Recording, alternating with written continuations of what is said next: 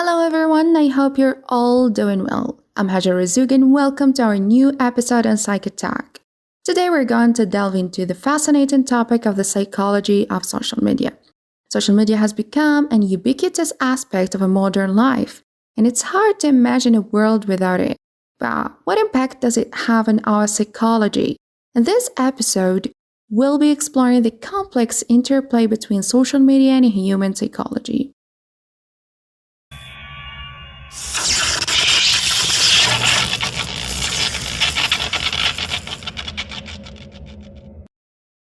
So, what are the upsides of social media? Let's start by exploring some of the positive aspects of social media from a psychology perspective. One of the most fundamental human needs is the need for social connection and belonging, and social media can satisfy this need by allowing us to stay connected with friends and family, even across great distance. In fact, studies have shown that social support, whether online or offline, is a key factor in promoting mental health and well-being. Furthermore, social media can provide a platform for self-expression, creativity, and community building.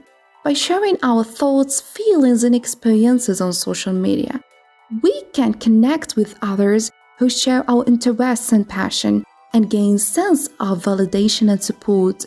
Social media can also be a powerful tool for social activism, allowing us to spread awareness about important causes and mobilize people to take action. Whatever the downsides of social media, despite the many benefits of social media, there are also some potential downsides.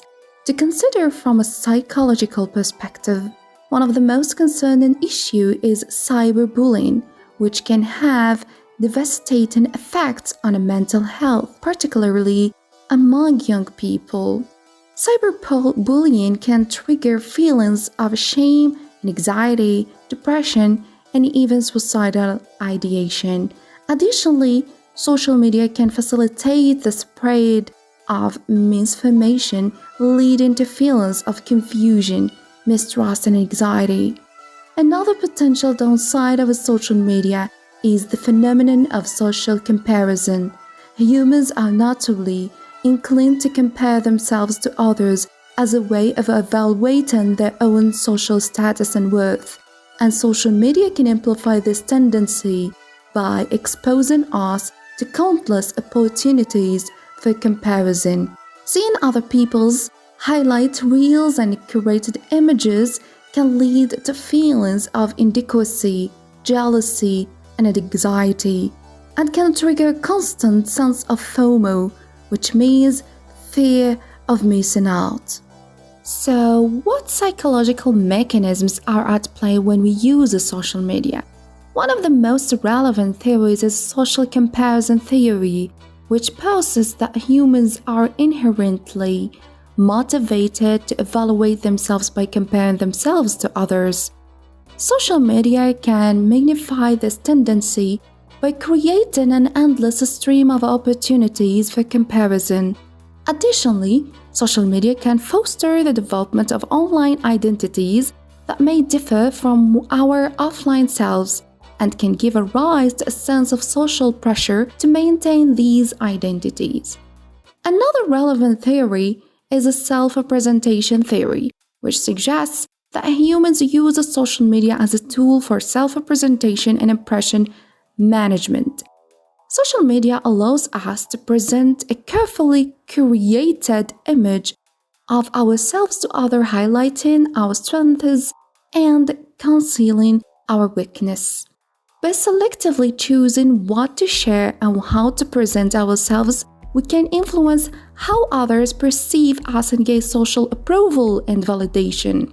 It's also important to consider the individual differences that may influence how people use and are affected by social media. For example, studies suggested that people with high levels of extroversion tend to use social media more frequently, while people with high levels of neuroticism tend to be more vulnerable to the negative effects of social media. Additionally, social support, both online and offline, can play a role in how people perceive and respond to social media.